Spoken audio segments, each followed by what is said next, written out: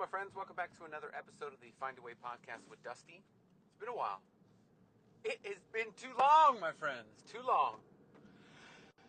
Well, there's a lot that transpired since the last time we talked. A lot. It has not been good at all. But still here. Say that, still here. If you look at a pinned video on my Instagram, it's the second pinned video. I talk about how 5 years in, there are things that I'm going through that if I was a year or 2 years in, I'm almost repeating it verbatim, that I probably wouldn't have been able to handle. And I don't like that I have to say that 9 years in. But there are things that I never would have expected to have to go through and deal with that I am. Having my second skin surgery and that being done. And it's like, that's finally, I'm done with skin surgery. I could do my back, but I'm just done. I'm done with sacrificing summers for recovery. And I'm fine. I feel like I can take off my shirt, go to a beach, and be with my kids without any kind of massive onlookers or it being too distracting. So the recovery from skin surgery, and then in the midst of 60 days, a car accident, my son getting sick and having trauma from the accident, more emotional than anything else, and something that I've never seen her experience before. And it's like, geez, I don't know how to handle. How do you deal with that? And then, my wife and I losing our baby due to a miscarriage. Right in the midst of all of that, it's just, when I say my pinned video, I was at a moment at that time thinking that that's the worst that it could ever get, and that I'm still trying to just stay alive. It's now 9 years later. It's like, no, this is the worst. That's the worst that I've ever been through. And still alive. And what I'm going through is like a fraction compared to what my wife's going through. But when I say, and it's like if I could scream on the mountaintops about habits, it's all about the habits that you build, that when things get the toughest that they've ever been, what do you, when things get emotional, when things get tough, it's like, well, I just want to crawl under a blanket and eat ice cream. It's like, that's a cope. And that's why it's so important when I talk about building habits, building mechanism in place that helps you. It's like, for me, the mechanism of nutrition was, I've got food that I enjoy. I've got food that I go to.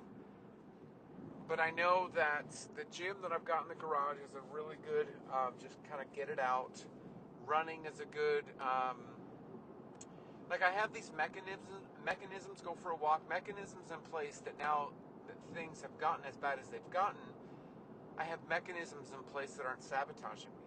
That I'm not like, that my mechanism is to go binge. It's like, that's just not my go-to. My go-to is to go for a run, or to exercise, or to, my habits and mechanisms have changed, and that's why I speak so much about building habits and mechanisms, and why it's so important, because you've got to be able to, when times get tough, be able to go to those habits, go to those mechanisms that are going to end up not sabotaging your progress.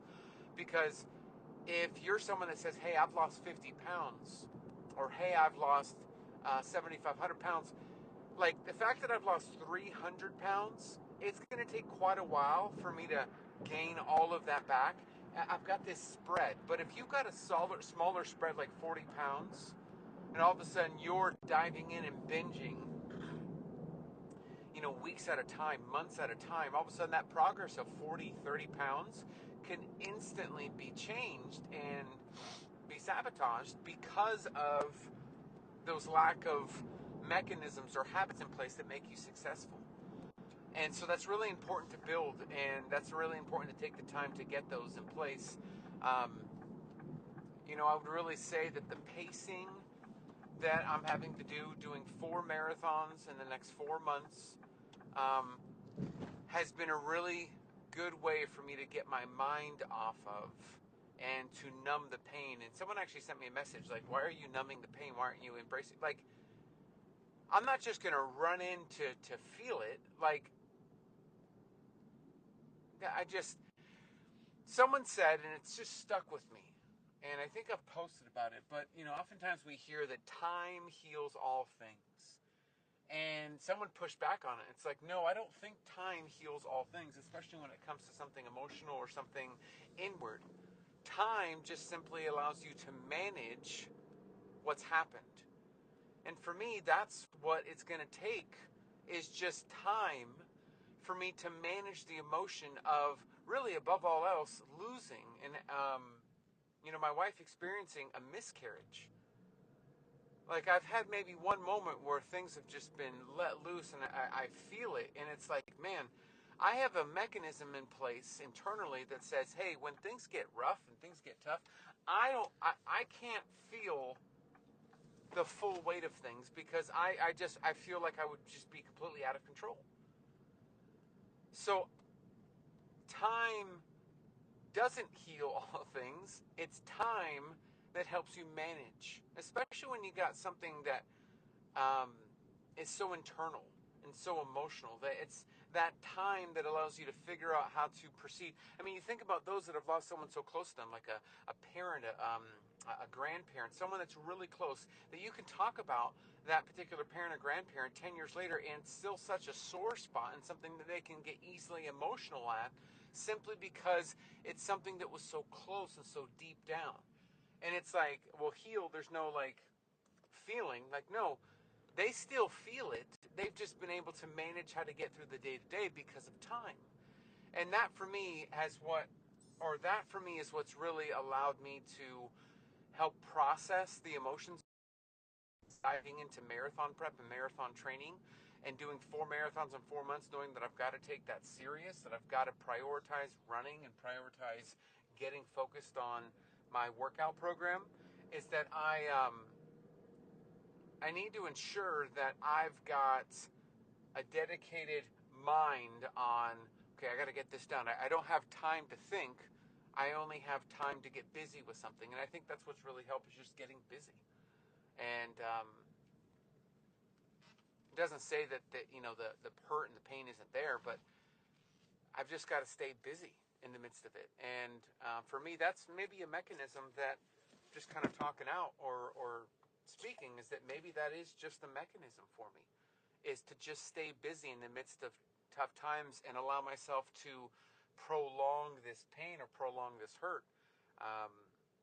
Because it's just 5 years in, like I mentioned on the prior video that I pinned on Instagram, 5 years in, I wouldn't know what to do. If I was dealing through what I'm dealing through now, when I was about 100 pounds down in my 320-pound weight loss, I'd gain the weight back. I know me at 100 pounds down. I know me. I would have gained the weight back. And it's like, I've got to constantly be growing and moving and progressing and getting better and building mechanisms and habits that makes me successful, because ultimately, that's the only thing that's going to keep me afloat. It's the only thing that's going to keep me afloat in the midst of all the tough times. So I know this is a short 9-minute one, but you know me, on these 9-minute episodes, I record in between the gym and back to our destination. Hope to do more of these podcasts as things hopefully start settling and things aren't as crazy. But thanks for tuning in. It's been a while. I've missed you, dedicated podcast listeners, and I'll talk to you in the next one. Take care.